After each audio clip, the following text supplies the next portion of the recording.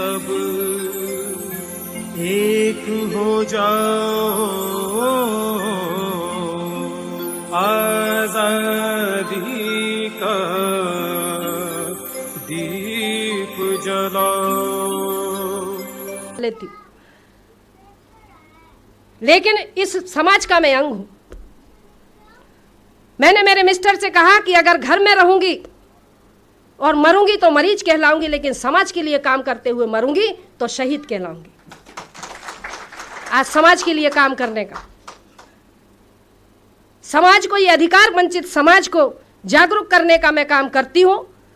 अभी आपने देखा होगा आदिवासियों ने, हमारा आदिवासी समाज ने रावण दहन के पुतले का विरोध किया। एक भी सपोला बाहर निकला? देखा आपने?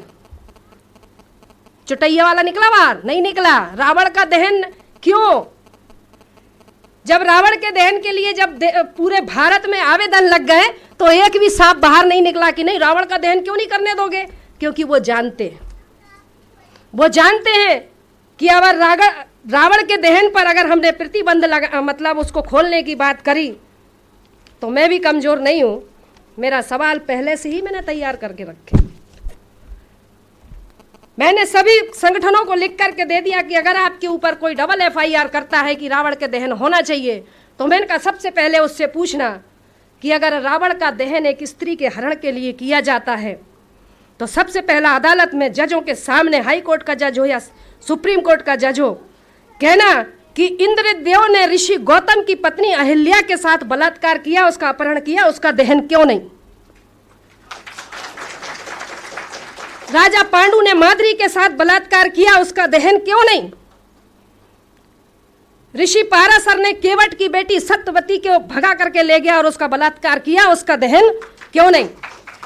बृहस्पति की पत्नी तारा का हरण वन मंत्री चंद्र ने किया। ये मैं नहीं कह रही हूं, उनके धर्मशास्त्र कह रहे जो उनके बाप दादों ने लिखे। तो वन मंत्री चंद्र ने अपहरण कर बलात्कार किया, उसका दहन क्यों नहीं?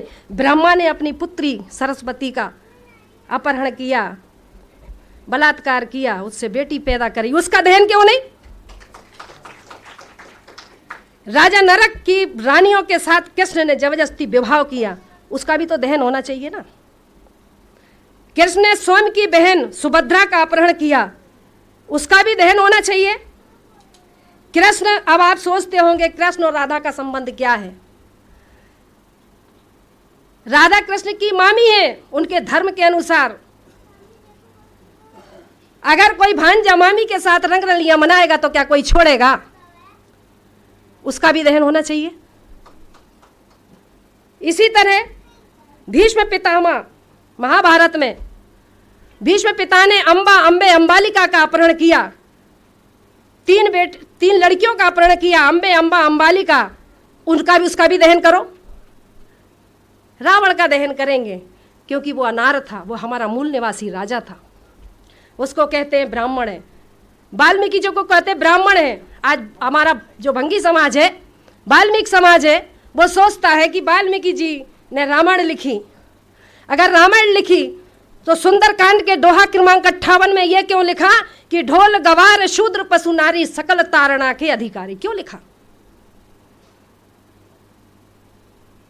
ये लिखा है। ब्राह्मण जितने भी हमारे देश में आक्रांता आए, सबने भाषा के नाम पर बेवकूफ बनाया।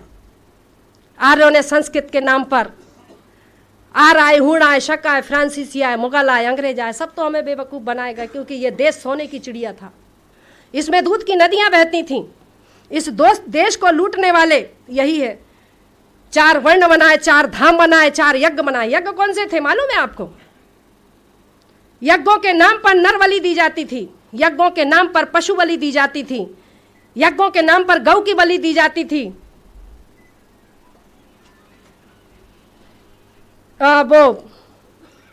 उन्होंने नर बलि, गौ बलि, अश्व बलि, राम ने किया ना अश्वमेघ यज्ञ, सुना है ना? अश्वमेघ यज्ञ, नर बलि, पशु बलि, अश्व बलि और कन्या बलि, ये बलियां दी जाती थी।